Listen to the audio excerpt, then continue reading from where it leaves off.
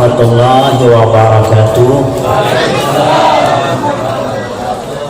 Alhamdulillahirabbil alamin wassalatu wassalamu ala asyrafil anbiya'i wal mursalin imamil muttaqin sayyidina wa maulana Muhammadin wa ala alihi wa sahbihi ajma'in. Amma ba'du.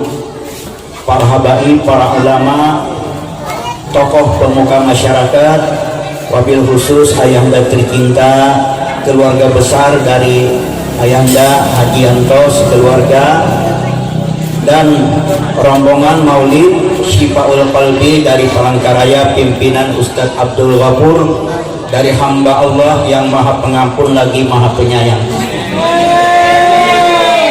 Terima kasih kehadiran Bapak Ibu semuanya, juga rombongan maulid sholawat. Semoga kita bersama-sama hadir di sini adalah curahan rahmat keampunan Allah, amin. Selamat dunia dan akhirat, amin. Allah kumpulkan kita bersama para wali-wali Allah, amin. Allahumma amin. Karena ini bulan Syawal, tepatnya haul ayahanda tercinta Haji Anto bin Ijab dan keluarga seberataan kita semuanya. Oleh karena itu bulan Syawal juga adanya haul ulama besar yang tercinta kita daerah Banjar Kalimantan, yaitu Syekhna Syekh Muhammad Arsyad bin Abdullah Dato' Anggah Kalampayan. Sedikit Bapak Ibu kita sampaikan manakib atau aulia Allah ini, semoga kita turunnya rahmat, amin. Sebagaimana baginda Rasulullah bersabda, inda zikril aulia tanzilur rahmat. Ketika dibaca manakib kisah wali-wali Allah, maka Allah senantiasa menurunkan beberapa rahmat atas orang membaca dan orang-orang yang hadir bersamanya, amin. Allahumma amin. Bapak Ibu yang dimuliakan oleh Allah, ada seorang suami istri yang bernama Syekh Abdullah dan Siti Aminah. Beliau adalah sepasang suami istri yang merindukan kehadiran seorang anak. Suami bernama Abdullah, istri yang bernama Aminah, sama dengan nama ibu dan ayah daripada baginda Rasulullah, yaitu Abdullah dan Siti Aminah. Tepatnya Kampung Lugabang, Kalampayan, Kecamatan Istanbul, sekitar 9 km dari kota Martapura, Serambi, Mekah. Bapak Ibu yang dimuliakan oleh Allah, sepasang suami istri ini selalu dalam kedamaian yang disebut mawaddah warahmah. Selalu adanya cinta dan kasih sayang, selalu adanya rumah tangga yang disebut harmonis.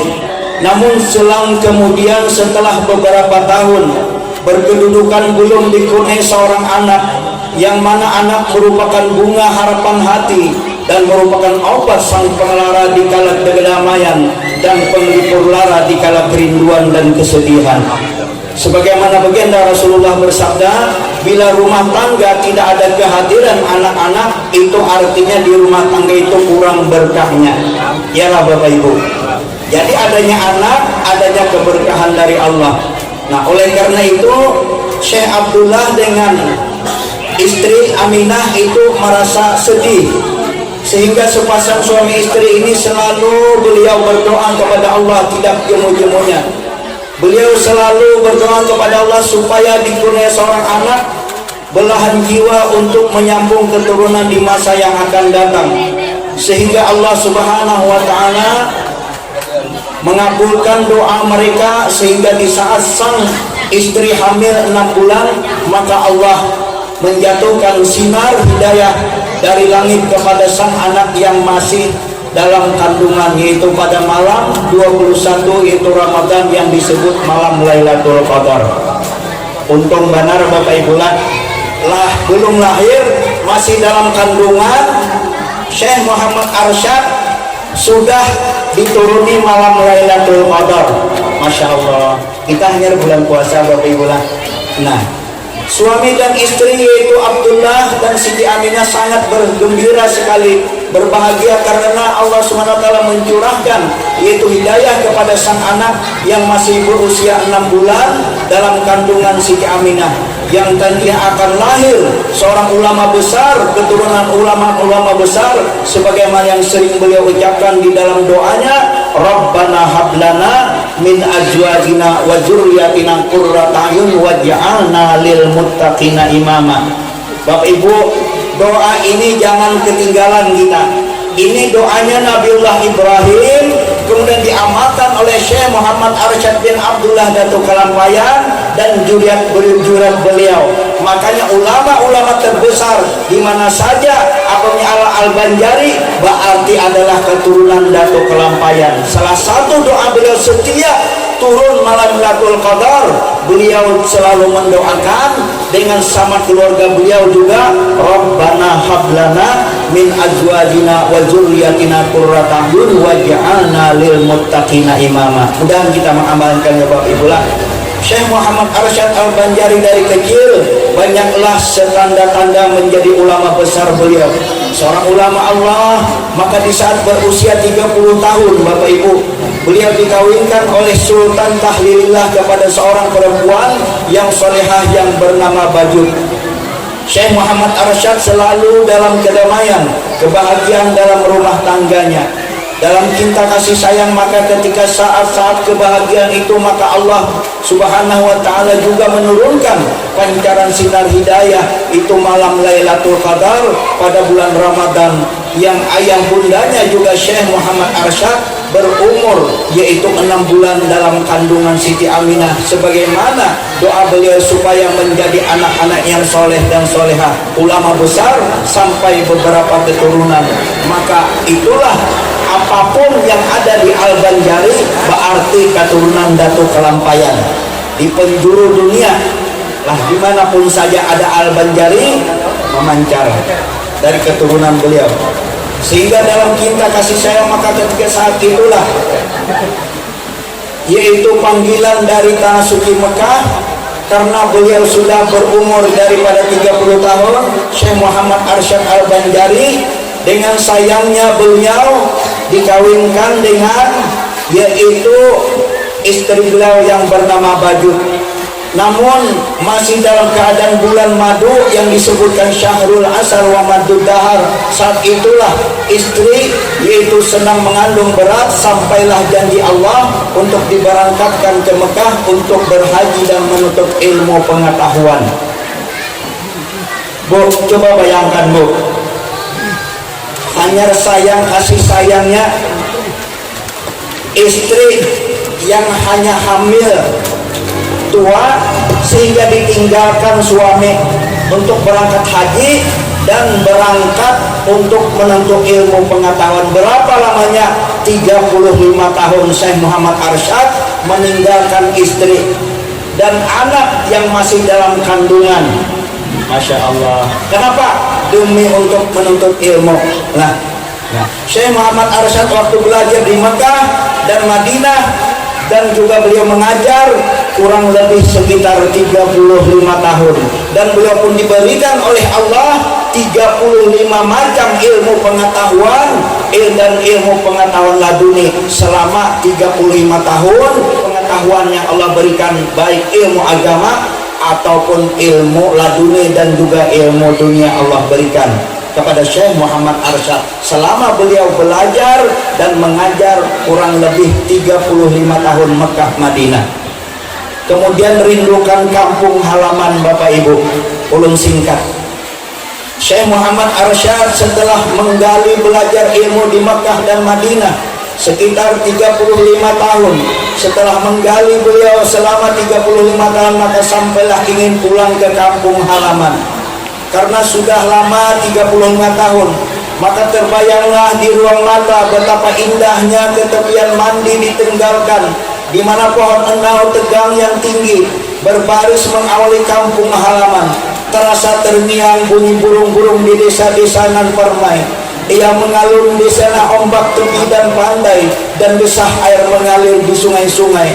Namun Syekh Muhammad Arsyad yang beliau mengiringi lagi adalah seorang istri yang setia, yang soleha, yang selama 35 tahun ditinggalkan oleh sang suami dengan sabar menanti. Kayak apa Bu? Nah, 35 tahun, dan juga ditinggalkan bayi yang selama hanya bayi, belum lagi dilahirkan, masih dalam perut, ditinggalkan. Sehingga terkenang itu yang disebutkan tadi syahrul asal wa madul dahar, masih dalam keadaan berbulan madu, namun pada saat itu berderai armada perpisahan. Selama 35 tahun itu masih terngiang dan mau pulang Syekh Muhammad Arsyad. Ternyata di samping akan terlintaslah di hati beliau juga Syekh Muhammad Arsyad betapa beratnya akan menanggung beban yang akan didakwah, yaitu masyarakat yang banyak. Jadi bukan hanya mengenang anak istri, tetapi beliau adalah pertanggungjawaban beliau nantinya dakwah di masyarakat. Nah, sebagaimana Allah berfirman, kuntum khaira ummatin ukhrijat linnas ta'muruna bil ma'ruf wa tanhauna 'anil munkar. Kamu, kata Allah, sebaik-baik umat yang dilahirkan adalah dakwah. Nilainya kita Bapak Ibu, mudahan kita dakwah juga Bapak Ibu lah. Kita hadir di sini adalah membaca manaqib, sholawat kepada Rasulullah, kita haul, dan juga semuanya adalah mengangkat harkat daripada kejayaan keagungan agama Islam. Amin Allahumma amin. Ulun mengenang yang berkaitan dengan Syekh Muhammad Arsyad dan juga sholawat, zikir, dan majelis taklim Bapak Ibu. Ada seorang hamba Allah. Hamba Allah ini mau mundur dari perjuangan Bapak Ibu. Kenapa? Karena hamba Allah ini beliau sering mendapatkan cobaan, halangan, rintangan. Padahal cobaan, halangan, rintangan itu siapapun ya Bu, siapapun pasti ada.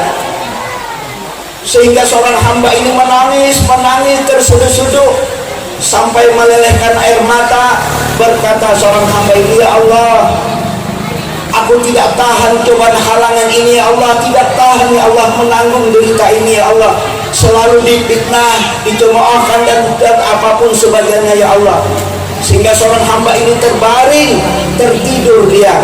Pada saat itulah seorang hamba ini terbaring, tertidur. Pada saat itu dia bangun melihat di istana yang luar biasa. Masya Allah, seorang hamba ini kayak ini Bapak Ibu, tersungkur begini, ya Allah, merista diri karena kebanyakan cobaan, halangan, rintangan, mau putus asa. Ya Allah, gini, melihat sedikit dengan ulama besar yang duduk di atas emas intan permata di kursi yang luar biasa itu, di istana yang luar biasa itu. Sehingga seorang ulama besar ini berkata, nah ini catatan bagi kita Bapak Ibu, wahai hamba Allah, jangan engkau berhenti bersolawat. Wahai hamba Allah, jangan engkau berhenti bersolawat Qur'annya. Wahai hamba Allah, jangan engkau berhenti bermajlis taklim belajar. Jangan engkau berhenti apapun yang engkau kerjakan, jangan engkau putus asa wahai hamba Allah. Itu adalah sunnatullah. Dunia ini tidak rata. Betul kata Bapak Ibu, ada gunung, ada lembah, menandakan pasak surut silih berganti, tersenyum dan menangis permainan hidup, laksana malam dan siang permainan hari. Itu pasti ada bahagia, ada tangis, itu pasti. Kamu kalian, ujar seorang ulama besar ini, kalian akan mendapat kebesaran, keuntungan, sabar, maju terus. Sehingga seorang hamba ini Bapak Ibu, dia mau memberikan diri kayak inilah, memandang seorang ulama besar ini Bapak Ibu. Ternyata ulama besar ini luar bagusnya, gantengnya luar biasa, bunga luar biasa, karena pancaran ilmu yang memancar, karena pancaran keindahan istana yang luar biasa. Kata Pinandu seorang hamba ini, mengulang lagi ulama tadi, wahai hamba Allah, jangan engkau putus asa. Itu adalah tiga Bapak Ibu nasihat kepada kita semuanya. Jangan putus asa wahai hamba Allah.